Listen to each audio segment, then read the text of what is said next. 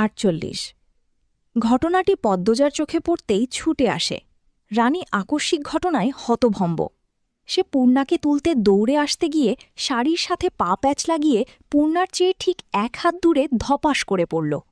এ যেন ধপাস করে পড়ার প্রতিযোগিতা শুরু হয়েছে। যুবকটি হাসবে নাকি সাহায্য করবে বুঝে উঠতে পারছে না। সেকেন্ড দুয়েক ভেবে মনস্থির করল হাসা ঠিক হবে না, সাহায্য করা উচিত। কলপাড় থেকে 1 পা নামাতেই পদ্মজা চলে আসে। পূর্ণাকে তোলার চেষ্টা করে। যুবকটি রানীকে সাহায্য করে উঠার জন্য।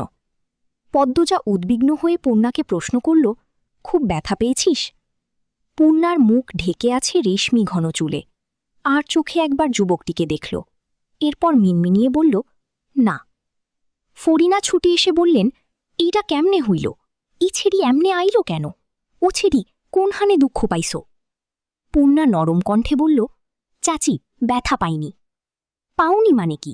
সোজা হয়ে দাঁড়াতে পারছ না? পদ্মজা, ওকে নিয়ে যাও। কাদা মেখে কি অবস্থা? বলল আমির। রানী পদ্মজা আর আমিরকে দেখি প্রচণ্ড অবাক হয়েছে। খুশিতে তার কাঁদতে ইচ্ছে হচ্ছে। আমিরের পা ছুঁয়ে সালাম করে বলল, দাবাই, তুমি আইসো? পদ্মজা, এতদিনে আমরারে মনে পড়ছে? পদ্মজা মৃদু হেসে বলল, তোমাকে সবসময়ই মনে পড়ে আপা। আমরা পরে অনেক গল্প করব। পূর্ণাকে নিয়ে এখন ভেতরে যাই। পদ্মজা এবং ফরিনা পূর্ণাকে ধরে ধরে অন্দরমহলে নিয়ে গেল। পিছু পিছু রানীও গেল। যুবকটি আমিরের সামনে এসে দাঁড়াল।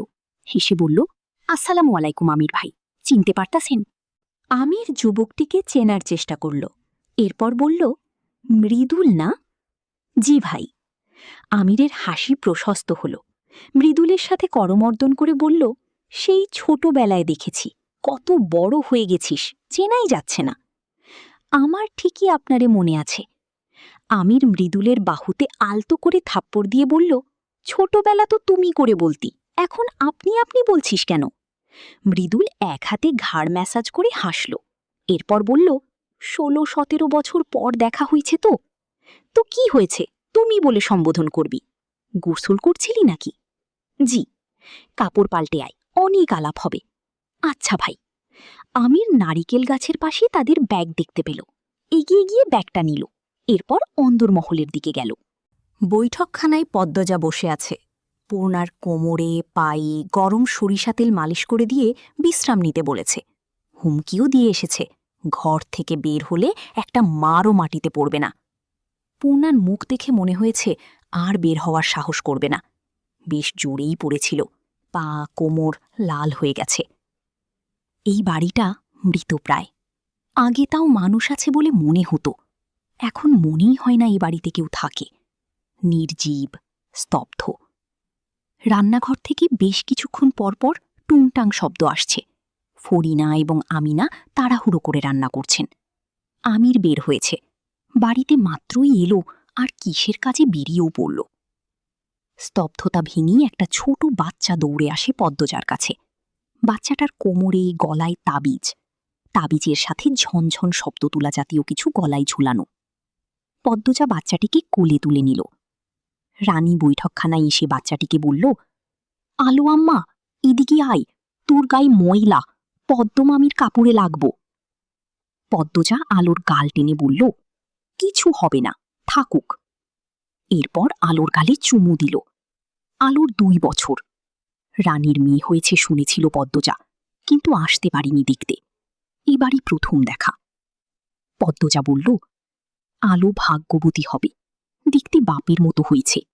বাপের মতো হয়েছে? কথাটি শুনে রানীর মুখ কালো হয়ে যায়। তার প্রথম বাচ্চা মারা যাওয়ার 1 বছরের মাথায় সমাজের নিন্দা থেকে বাঁচাতে খলিল হাওলাদার রানীর জন্য পাত্র খুঁজতে থাকলেন। কিন্তু কেউই রানীকে বিয়ে করতে চায় না। সবাই জেনে গিয়েছিল রানী অবৈধ সন্তান জন্ম দিয়েছে। এরপর বাচ্চাটা মারাও গেল। কোনো পরিবার রানীকে ঘরের বউ করতে চাইছিল না। এদিকে বিয়ে দিতে না পেরে সমাজের তোপে আরও বেশি করে পড়তে হচ্ছিল।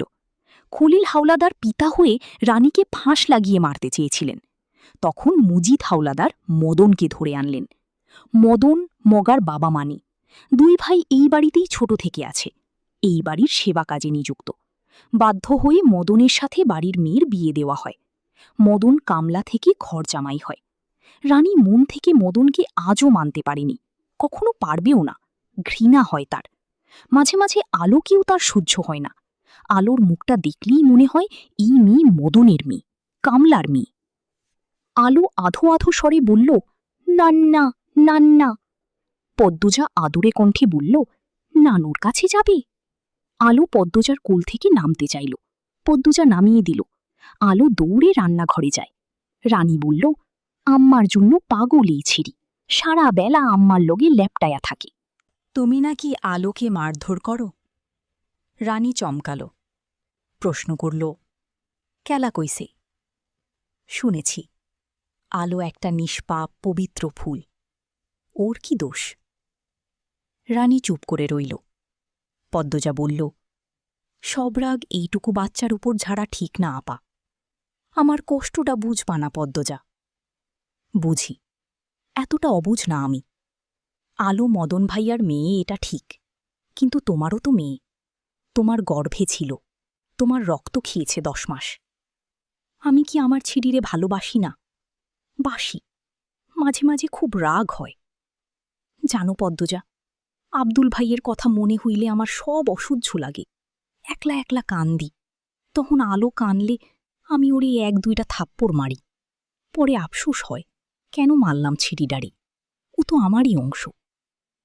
নিজেকে নিয়ন্ত্রণ করার চেষ্টা করো। নিয়তির উপর কারো হাত নেই। অতীত ভুলতে বলবো না, কিছু অতীত ভুলা যায় না, কিন্তু চাইলেই পরিস্থিতির সাথে মানিয়ে বাঁচা যায়। নিজেকে মানিয়ে নাও। আলোর প্রতি যত্নশীল হও। মানুষের মতো মানুষ করো। একটা মেয়েকে নিয়ে সমাজে বাঁচা যুদ্ধের মতো, গোড়া থেকে খেয়াল দাও। তোমার কথা শুনলে বাঁচার শক্তি পাই পদ্মজা। পদ্মজা হাসল। বৈঠকখানায় আমির এসে প্রবেশ করল, তার পিছু পিছু মৃদুল। মৃদুলকে দেখে রানী হাসল। পদ্মজাকে দেখিয়ে বলল, এই যে এইটা হচ্ছে পদ্মজা, কুর ভাবি। মৃদুল পদ্মজাকে সালাম করার জন্য ঝুঁকতেই পদ্মজা বলল, না না, কোনো দরকার নেই, বসুন আপনি। মৃদুল বসল।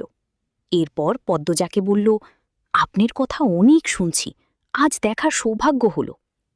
আমির পদ্মজাকে বলল, ওর নাম মৃদুল, রানীর মামাতো ভাই। ছোটবেলা আমাদের বাড়িতে কয়দিন পর পর আসত। যখন 8-9 বছর তখন দূরে চলে যায়, আর দেখা হয়নি। চাইলেই দেখা হতো, কেউ চায়নি, তাই দেখাও হয়নি। কোথায় থাকেন জানতে চাইল পদ্মজা।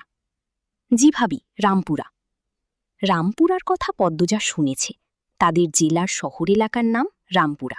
সবাই চিনে এই এলাকা। ছেলেটার চেহারা উজ্জ্বল, চকচকে, হাসি খুশি।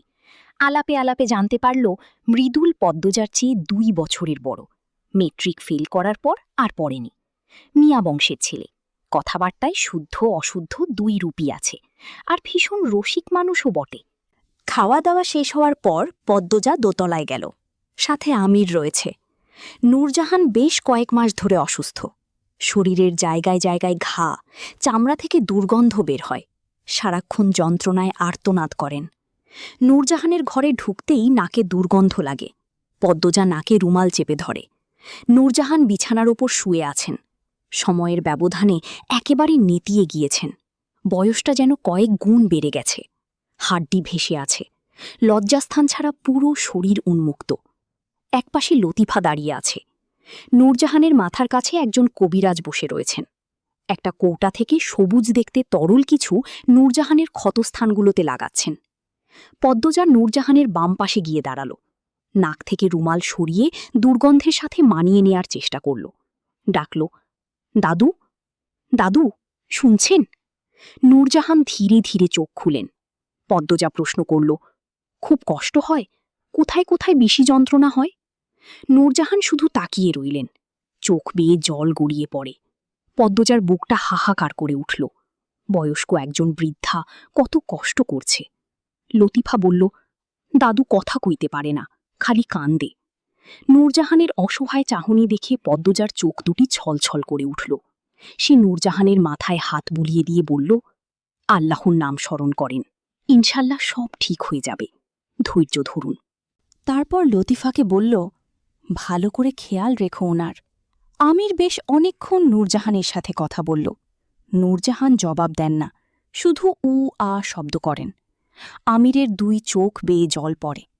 পদ্মজার ভালো লাগে না দেখতে। সে আমিরকে বুঝিয়ে শুনিয়ে বাইরে নিয়ে আসে। বারান্দা পেরোনোর পথে রুম্পার ঘরের দরজা খোলা দেখল পদ্মজা। যাওয়ার সময় তো বন্ধই ছিল। পদ্মজা ঘরের ভেতর উঁকি দেয়। দেখল কেউ নেই, পালঙ্কও নেই। সে আমিরকে প্রশ্ন করল, রুম্পা ভাবি কোথায়? আমিরও এসে উঁকি দিল। খালি ঘর। সে অবাক স্বরে বলল, জানি না তো। পদ্মজা চিন্তায় পড়ে গেল। হেমলতা মারা যাওয়ার পর গ্রামে আর থাকিনি, শহরে ফিরে যায়। 1 মাসের মাথায় জানতে পারল সে গর্ভবতী। গর্ভাবস্থার প্রথম 5 মাস খুব খারাপ যায়। প্রতি রাতে হেমলতাকে স্বপ্নে দেখত। 6 মাসের শুরুতে ফরিনা নিয়ে আসেন গ্রামে। এই সময় পদ্মজার একজন মানুষ দরকার, কাছের মানুষদের দরকার। তাই আমিরও নিষেধ করেনি। তার মধ্যে আবার মারা গেলেন মুর্শিদ। পদ্মজা আরও ভেঙে পড়ে। কাছের মানুষদের সহযোগিতায় বাচ্চার কথা ভেবেই নিজেকে শক্ত রাখার চেষ্টা করে। সফলও হয়। তখন পদ্মজা অনেকবার চেষ্টা করেছে রুম্পার সাথে দেখা করার। মদন আর নূরজাহানের নজরের বাইরে গিয়ে কিছুতেই সম্ভব হয়নি। এরপর কোল আলো করে এলো ফুটফুটে কন্যা। পদ্মজা তারপরও চেষ্টা চালিয়ে গেল। রুম্পাকে নজরবন্দি করে রাখাটা খটকা বাড়িয়ে দেয়। একদিন সুযোগ আসে। সেদিন রাতে নূরজাহান, মদন, আমির, রিদওয়ান, আলমগীর সবাই যাত্রাপালা দেখতে যায়। বাড়িতে বাকিরা থাকে।